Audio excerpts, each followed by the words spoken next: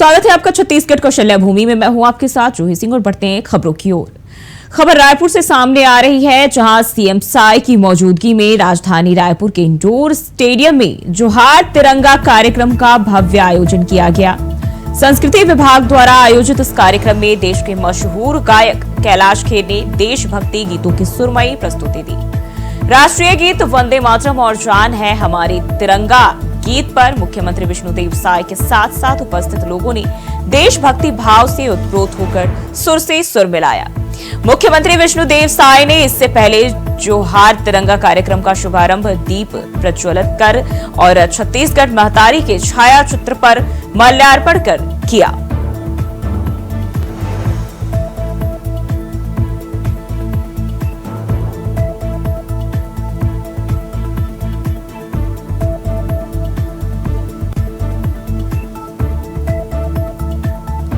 जोहार तिरंगा कार्यक्रम का आयोजन किया गया, जहां मशहूर गायक कैलाश खेर ने अपनी आवाज को जो है पेश किया, अपने आवाज में गाने को पेश किया और इस दौरान जो है मुख्यमंत्री विष्णुदेव साय नजर आए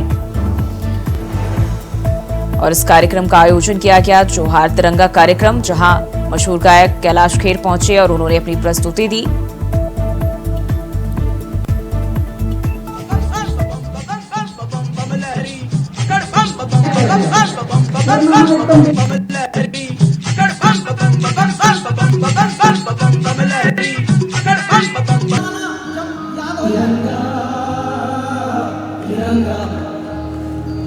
तिरंगा तिरंगा जहाँ हमारी है तिरंगा तिरंगा तिरंगा शांति और समृद्धि तिरंगा। तो देशभक्ति गीतों की पेशकश जो इस कार्यक्रम में की गई और कैलाश खेर के साथ साथ खुद मुख्यमंत्री भी भावविभोर नजर आए।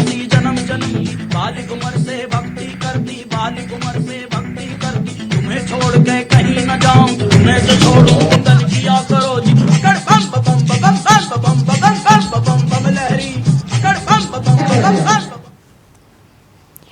और इस खबर पर ज्यादा जानकारी के साथ हमारे संवाददाता मनोज शुक्ला हमारे साथ जुड़ गए हैं। मनोज, जिस तरीके से देखें काफी खूबसूरत कार्यक्रम का ये आयोजन किया गया, जोहार तिरंगा कार्यक्रम जो हमारे देश के लिए आयोजित किया गया और इस दौरान देखें तो मशहूर गायक कैलाश खेर पहुंचे, उन्होंने अपने गीतों की प्रस्तुति दी। कैसा समा बंधा, कैसा माहौल दिखा?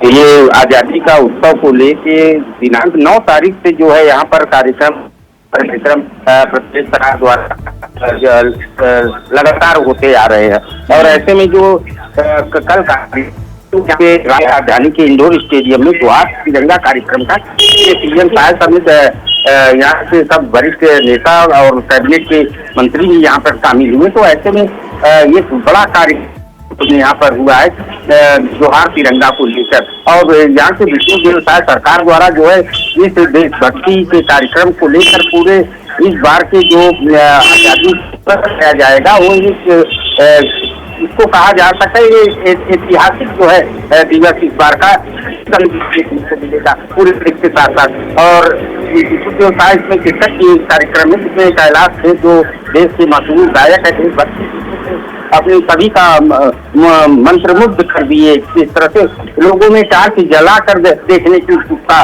बनी इस कार्यक्रम को देखने के लिए। तो ऐसे में कहीं न कहीं ये कार्यक्रम जो है जोहार तिरंगा कार्यक्रम एक सफल कार्यक्रम रहा और बड़ा आयोजन इसको माना जा सकता है। और ऐसे में विष्णुदेव साय वहाँ पर जो है दीप प्रज्वलित करके कार्यक्रम की शुरुआत की और उसके बाद विष्णुदेव साय ने अपने संबोधन में कहा, लोगों से अपील की कि इस बार का जो देश का आजादी महोत्सव है उसको हर घर तिरंगा लगाने की सबसे अपील की प्रदेशवासियों को और बधाई संदेश भी दिया। और साथ ही साथ जो है कैलाश खेर के गानों के साथ साथ विष्णुदेव साय सीएम साय ने खुद जो है सुर में सुर मिलाया। तो ये बड़ी बात सामने निकल कर आई थी। जी मनोज, अगर हम देखें तो अब जो है समय नहीं बचा है और ऐसे में ना सिर्फ छत्तीसगढ़ बल्कि अलग अलग जगहों से देश के अलग अलग राज्यों से जो है ऐसी तस्वीरें स्वतंत्रता दिवस को लेकर सामने आ रही। लेकिन इस दौरान जो कार्यक्रम आयोजित किया गया था, जो लोग वहां पहुंचे, उनके बीच कैसा उत्साह देखा गया, क्योंकि अब जब समय खासकर हम बात करें स्वतंत्रता दिवस से जुड़ा हुआ हो, लोगों के बीच एक अलग ही खुशी, उत्साह और जुनून देखा जाता है।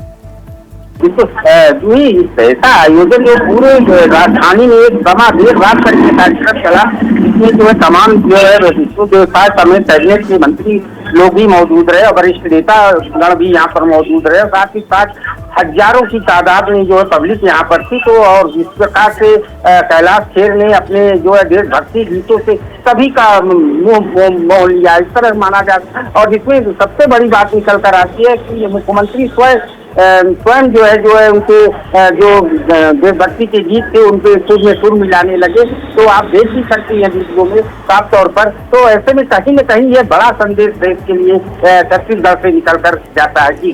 जी मनोज, बने रही हमारे साथ, आगे भी आपका रुख करेंगे।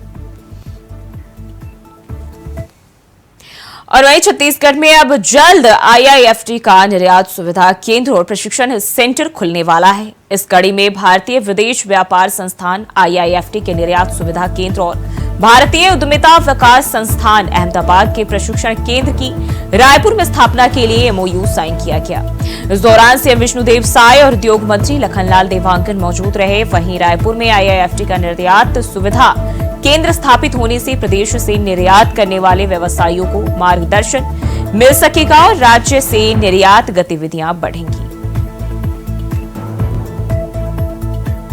और लगातार मनोज शुक्ला हमारे साथ बने हुए। मनोज, जिस तरीके से खबर आ रही है सामने कि IIFT निर्यात केंद्र जो है खुलने जा रहे हैं प्रदेश में, क्या जानकारी इसको लेकर, इसके होने से क्या विकास जो है, विकास की स्थिति में क्या बदलाव देखने को मिलेगा?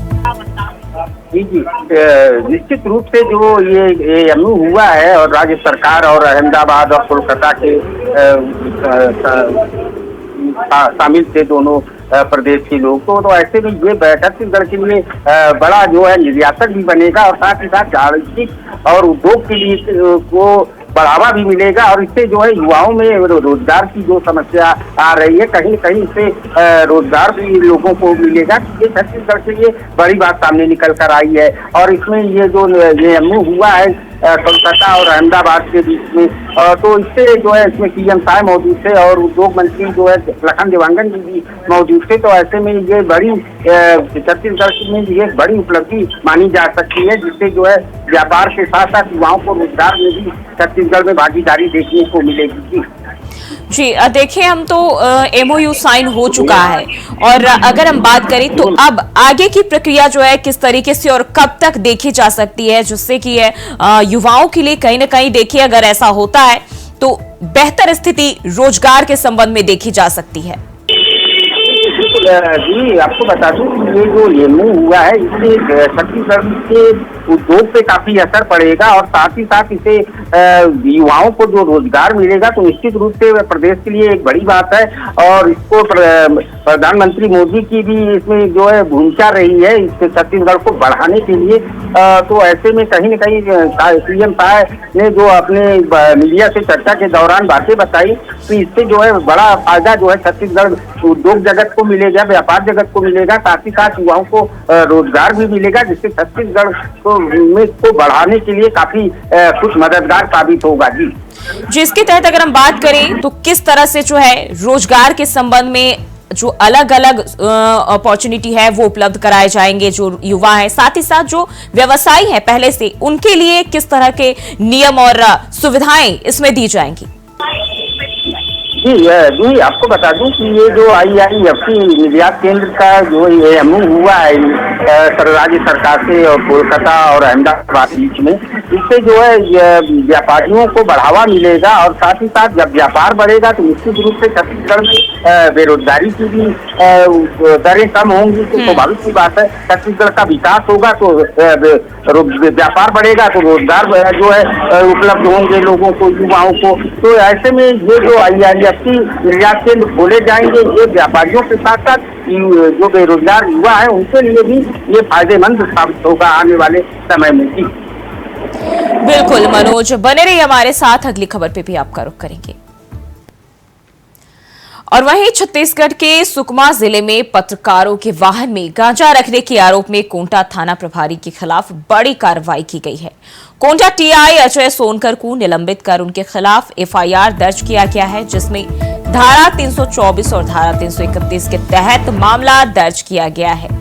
कोंटा थाना प्रभारी अजय सोनकर पर आरोप है कि उन्होंने आंध्र प्रदेश पुलिस के साथ मिलकर पत्रकार बप्पी राय, शिवेंदु त्रिवेदी, धर्मेंद्र सिंह, मनीष सिंह की गाड़ी में गांजा रख दिया और उन्हें गिरफ्तार करवा दिया। यह घटना तब हुई जब पत्रकार अवैध रेत की रिपोर्टिंग के लिए कोंटा सीमा पर आंध्र प्रदेश के चट्टे इलाके में पहुंचे थे। वहीं पत्रकारों की शिकायत पर एफआईआर दर्ज की गई और अब अजय सोनकर को न्यायालय में पेश कर जेल भेजा जा रहा है। में जो एनडीपीएस का अपराध कायम दर्ज हुआ था, उसी संदर्भ में तत्कालीन थाना प्रभारी अजय सोनकर इनके खिलाफ सोशल मीडिया में आरोप लग रहा था कि टीआई अजय सोनकर द्वारा इसमें जो ओवरऑल प्रकरण में भूमिका संदिग्ध है, इस पे पत्रकार संघ के द्वारा शिकायत पत्र मिलने के बाद परमेश्वर तिलकवार इनके नेतृत्व में एक जांच कमेटी बैठाई गई। जांच कमेटी का निष्कर्ष कल मुझे मिला, उसी के बेसिस पे ये सामने आया है कि थाना प्रभारी अजय सोनकर इनके द्वारा 10 अगस्त के रात्रि में वो जो डीवीआर है सीसीटीवी का, उसको अपने कब्जे में लिया, जो कि एक अनधिकृत है और आपराधिक कृत्य है। उसी इस पूरे मामले की संवेदनशीलता को देखते हुए उनको तत्काल प्रभाव से निलंबित किया गया है और उनके खिलाफ एफआईआर भी दर्ज किया गया। और इसी खबर पर ज्यादा जानकारी के साथ एक बार फिर से मनोज शुक्ला का रुख कर लेते हैं। मनोज, ये पूरा मामला क्या है? ये आपको बता दें कि छत्तीसगढ़ का बस्तर एरिया में सुकमा जिला पड़ता है, जहाँ पर ये घटना हुई थी। ऐसे में पत्रकार लोगों को ये जानकारी मिली थी कि वहाँ पर कुछ अवैध खनन, अवैध माफिया जो है अवैध खनन कर रहे हैं। तो पत्रकार लोग जो है जाके खबर बनाने के लिए वहाँ गए हुए थे और एक होटल में रुके थे। और आपको बता दें कि ये अवैध खनन माफिया जो है ये काफी सक्रिय रहते हैं, चाहे छत्तीसगढ़ की बात करें या मध्य प्रदेश की बात करें, तो इनकी बड़ी भूमिका रहती है। तो ये उसी खबर को बनाने के लिए पत्रकार वहाँ पर गए थे और पत्रकारों के ऊपर जो ये गांजा रखने का आरोप जो जो है सोनकर को ऊपर लगा है, ये बड़ी बात सामने आई है। जब कानून के रक्षक खुद भक्षक बन जाते हैं। और आपको ये भी बता दूं कि अक्सर आए दिन जो है पत्रकारों का उत्पीड़न होता रहता है खबर के मामले में। और बस्तर एरिया एक ऐसा जगह है जो पूरा नक्सलवाद से घिरा एरिया है और जहाँ पर पत्रकार अपनी जान पर खेल कर जो है रिपोर्टिंग करते हैं। तो ऐसे में अगर उनका उत्पीड़न हो रहा है, जिसको लेकर राज्य सरकार ने ये बड़ा संदेश दिया है, जिससे जो है काफी कुछ सामने का नाम ले सकेगा। माना जाता है कि जो अजय सोनकर जो टीआई थे उनको निलंबित कर दिया गया है। तो ऐसे में बड़ी बात सामने निकल कर आई है और इससे पत्रकारों की स्वतंत्रता को एक बढ़ावा मिलेगा। निश्चित रूप से ये बड़ी खबर छत्तीसगढ़ के लिए मानी जाती है। और आपको बता दूं कि जिस प्रकार से ये टीआई ने गांजा रखा है, तो कहीं न कहीं अब उनको निलंबित तो उनको किया गया, उनको जेल भी भेज दिया गया है। लेकिन कहीं न कहीं एक सवाल ये भी खड़े होते हैं कि टीआई एक थाना प्रभारी के पास गांजा कहाँ से आया, क्या उनके ऊपर नार्कोटिक्स एक्ट नहीं लगना चाहिए? ये भी बात निकलकर सामने आ रही है। पत्रकारों में अब रोष है कि ये गांजा टीआई के पास कहाँ से आया और अब ये मामले का खुलासा हो गया। बिल्कुल मनोज, ये बड़ा सवाल है कि आखिर जो कानून के रक्षक है वही भक्षक बन जाते हैं। ना सिर्फ आम जनता बल्कि अगर इसके लिए कोई कदम उठाता है उसके खिलाफ भी इस तरह की साजिश की जा रही है। प्रशासन पर भी ये बड़ा सवाल खड़ा होता है। ऐसे में और हम देखें अगर प्रशासनिक तौर पर उनका क्या कहना है और साथ ही साथ जो निलंबित किए गए हैं अजय सोनकर, उन्होंने क्या कहा इसको लेकर, क्यों इस तरह की घटना को वारदात को जो है अंजाम दिया गया? ये आपको बता दूं कि ये जो रेत माफिया हैं ये काफी धन पशु भी इनको कहा जाता है। आए दिन समाचार आते रहते हैं कि कहीं मध्य प्रदेश की बात करें तो वहाँ पर रेत माफिया ने एक कलेक्टर के ऊपर गाड़ी चढ़ा दिया था। तो ये इन लोगों का मनोबल बढ़ा है। तो सिर्फ ऐसे कुछ चुनिंदा अधिकारी इनके साथ पैसों की लालच में जो है उनके साथ मिलकर इस तरह की हरकत को अंजाम देते हैं। जिस प्रकार से पत्रकारों से गाड़ी में गांजा रखने की बात, उसका पूरा फुटेज जिस होटल में पत्रकार रुके थे और रात को टीआई का वहाँ पर जाना जो है, ये सब सारा मामला किसी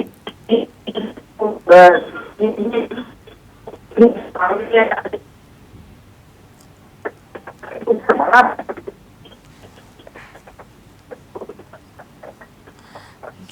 मनोज, बहुत बहुत शुक्रिया आपका तमाम जानकारी के लिए। और रुकते हैं एक छोटे से ब्रेक के लिए, फौरन हाजिर होते हैं। और ब्रेक के बाद स्वागत है आपका। बात करते हैं खबरों की। वाणिज्यिक कर एवं वित्त मंत्री ओपी चौधरी ने आज जीएसटी विभाग के कार्यों की समीक्षा की। समीक्षा बैठक मंत्रालय महानदी भवन नवा रायपुर में आयोजित की गई। इस दौरान उन्होंने विभागीय अधिकारियों को निर्देशित किया कि शासन द्वारा निर्धारित राजस्व लक्ष्य को प्राप्त करने के लिए प्रयास किए जाएं। उन्होंने अप्रैल से जुलाई तक प्राप्त राजस्व पर संतोष जताया। साथ ही प्रदेश में आर्थिक गतिविधियों के अनुरूप कर संग्रहण करने को लेकर विभिन्न पहलुओं पर विचार करते हुए पारदर्शिता से कार्य करने के निर्देश दिए। मंत्री श्री चौधरी ने यह भी निर्देशित किया कि शासन द्वारा निर्धारित लक्ष्य को प्राप्त करने के लिए सभी अधिकारी सकारात्मक सोच के साथ कार्य करें। किसी भी व्यवसायियों को, विशेषकर छोटे व्यवसायियों को अनावश्यक रूप से परेशान न किया जाए।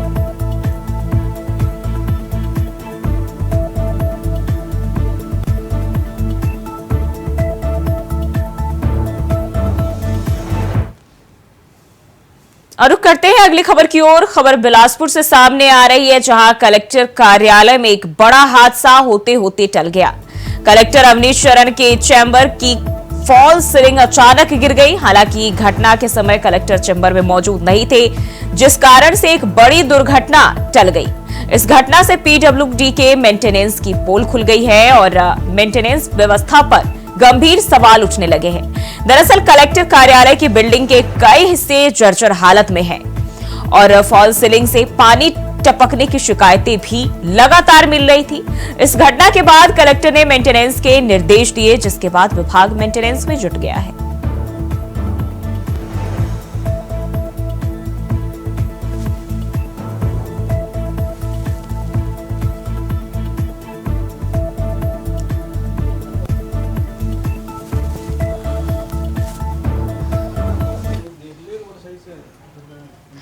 और वहीं स्वतंत्रता दिवस के पूर्व अवसर पर प्रधानमंत्री नरेंद्र मोदी के आह्वान पर बीजेपी ने विशाल नगर में तिरंगा यात्रा का आयोजन किया। तिरंगा यात्रा का नेतृत्व मंत्री टंकराम वर्मा ने किया और कहा कि हर घर तिरंगा अभियान देश की एकता और अखंडता को बनाए रखने का प्रयास है। देश के प्रधानमंत्री नरेंद्र मोदी ने अभियान शुरू किया, जिससे देश के लोगों में आजादी एवं देश के प्रति प्रेम भाव और आजादी में कुर्बान हुए वीर शहीदों के प्रति सम्मान बने।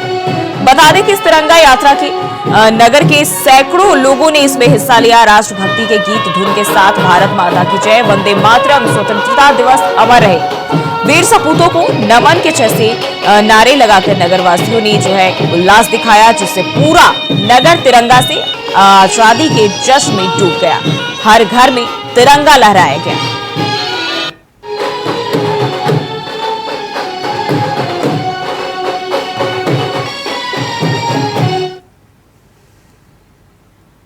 और वहीं राजधानी रायपुर के कॉलेज में वर्चस्व को लेकर दो पक्षों में जमकर मारपीट हुई। युवकों ने एक दूसरे पर डंडे और लात घूंसे चलाए। राजधानी के समता कॉलोनी स्थित निजी कॉलेज के बाहर दो पक्षों के बीच जमकर मारपीट का मामला सामने आया है। बताया जा रहा है कि वर्चस्व की लड़ाई के चलते कॉलेज छात्रों के बीच लड़ाई हुई और इसका वीडियो भी सोशल मीडिया पर खूब वायरल हो रहा है। जानकारी के मुताबिक निजी कॉलेज के छात्रों के बीच कॉलेज में अपना वर्चस्व स्थापित करने को लेकर पिछले लंबे समय से विवाद चल रहा था, लेकिन यह विवाद दो गुटों के बीच विवाद में बदल गया और प्रत्यक्षदर्शियों ने बताया कि कॉलेज के भीतर कुछ देर पहले ही छात्रों के बीच मारपीट हुई और इस दौरान आक्रोशित छात्रों ने अपने अपने गुटों से युवकों को कॉलेज के बाहर बुला लिया था। पुलिस ने दोनों पक्षों के कुछ युवकों को हिरासत में लिया है।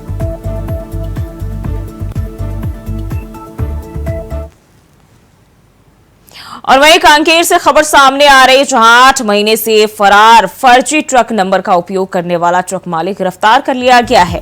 बता दें कि महानंद सिकदार को पंखाजुर पुलिस ने गिरफ्तार किया है। फरार आरोपी को निरीक्षक लक्ष्मण केवट, उप निरीक्षक रामचंद्र साहू, प्रधान आरक्षक लेहेंद्र देवांगन, रुबेन टोप्पो जोसेफ की टीम ने मिलकर पकड़ा है।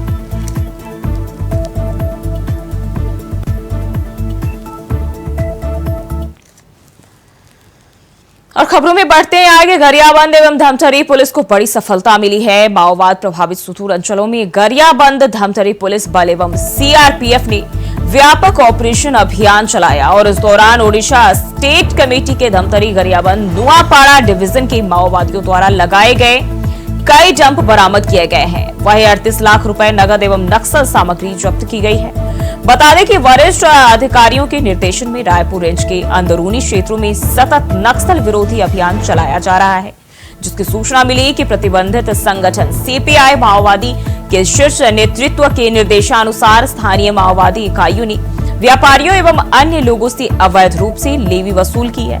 वहीं इस धन के साथ अन्य माओवादी सामग्रियों को गरियाबंद एवं धमतरी भिन्न भिन्न क्षेत्रों में छिपाया गया है। और छत्तीसगढ़ कौशल्या भूमि में फिलहाल के लिए बस इतना ही। खबरों के लिए बने रहिए इंडिया वॉइस के साथ।